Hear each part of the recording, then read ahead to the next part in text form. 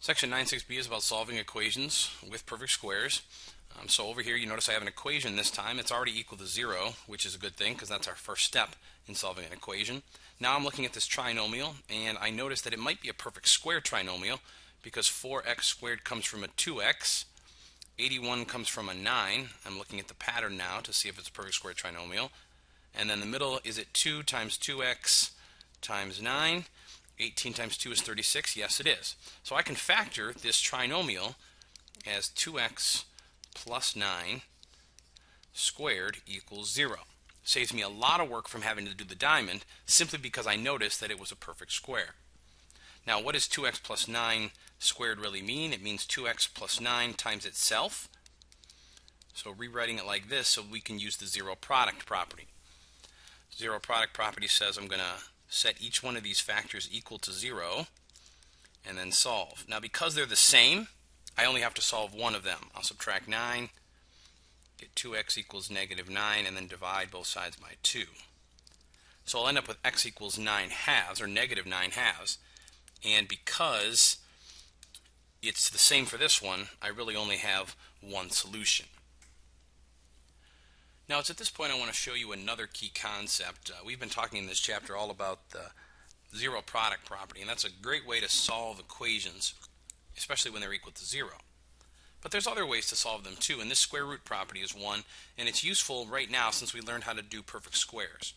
Square root property says this: when you have something that's being squared and it equals something else, the way you can get rid of that square is by taking the square root of both sides. So if I have square root of x, if I have x squared equals 49, you can eliminate a square by taking its square root, because squares and square roots are opposites of each other. They're arch enemies, if you will. And then you take the square root of the right side because you also took it of the left side, and whatever you do to one side you have to do to the other. Well, the square and the square root will cancel, leaving a square root of 49 on the right hand side. Now one thing you have to remember is you have to include a plus and a minus when you take a square root, and it says so right here in the key concept, because when you do that there's a positive and a negative answer possibly. So in this case, positive and negative square root of 49 is really positive or negative 7, because that's what the square root of 49 is. So the answer to this example that I have is positive or negative 7. And that's the square root property. It allows you to take the square root of both sides, thereby getting rid of a square and then isolating an x. So here are some examples where the square root property is useful. Notice this doesn't equal 0. So we can't use the zero product property, and it does have a square. Remember that the way to get rid of a square is to take its square root, because they undo each other. So we'll take the square root of both sides, canceling out the square there, and we're left with a plus 4 equals, don't forget, when you include a square root into a problem, when you bring it in, you also must bring in a plus or a minus. So this is a plus or minus 7. Solving for a then, we'll subtract 4 from both sides, and I'm going to write this with the negative 4 first, and then the plus or minus 7, because I think it's easier to see the answer that way. Now this is really two answers. Negative 4 plus 7 is 3, and negative 4 minus 7 is negative 11. So these are my two solutions, 3 and negative 11. If I plug those in for a, add 4, square it, I will get 49. Our second example is very similar to the first. It doesn't equal 0, and it has a square in it. So taking the square root of both sides would be a good idea. Square and square root will cancel, leaving a b minus 7. Square root of 36 is 6. Don't forget the plus and minus. Now I'm going to isolate the b. We'll add 7 to both sides.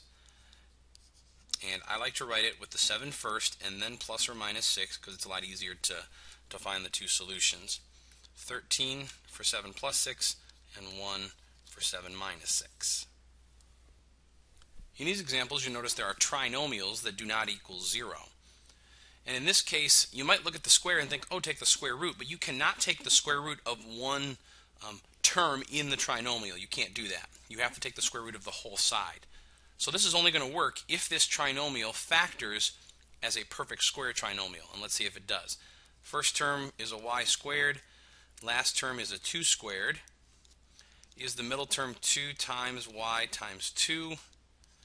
Yes, it is. So this becomes a perfect square trinomial factor of y minus 2 squared equals 25. Don't forget that the minus sign is here because of the minus sign up there. Now, because I have a binomial that's squared, I can use the square root property and take the square root of both sides. Those will cancel, leaving me a y minus 2 equals 5. Don't forget the plus and minus. And then isolating the y, we will add 2. So y equals 2 plus or minus 5. That's two answers of a 7 and a negative 3. Our second example, very similar. Is this a perfect square trinomial? Well, I'm going to try to do this one in my head. First term is a perfect square, it comes from a y. Last term comes from a 6. Is the middle term y times 6 times 2? And yes, it is. So I know that my perfect square trinomial will factor to y plus 6 squared equals 100. Now I can use the square root property. Cancel, and you get a y plus 6 equals 10. Don't forget the plus and minus. Subtract 6 from both sides. So y equals negative 6 plus or minus 10. Negative 6 plus 10 is 4.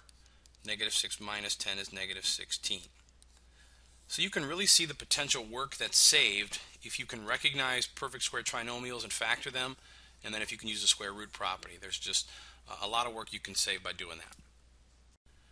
Now these two examples are for those of you that may have been asking yourself, what happens when these numbers on the right are not perfect squares, like 16 and 25 and 100?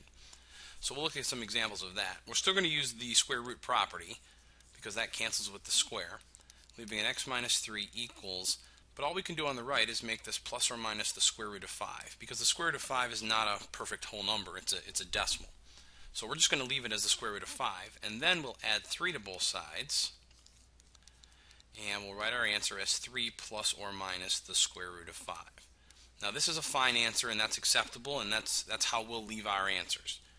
If you wanted to write this as a decimal answer, you could put this into your calculator, and you could do 3 plus the square root of 5, and you would get 5.23, and your other answer would be 3 minus the square root of 5, which is 0.76. So if there came a time when we actually needed decimal answers, we could write the answers like this by rounding them, but 3 plus or minus the square root of 5 is fine for our purposes.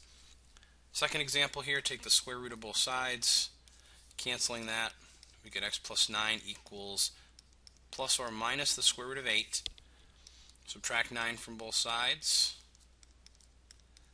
so negative 9 plus or minus the square root of 8. That's fine for an answer.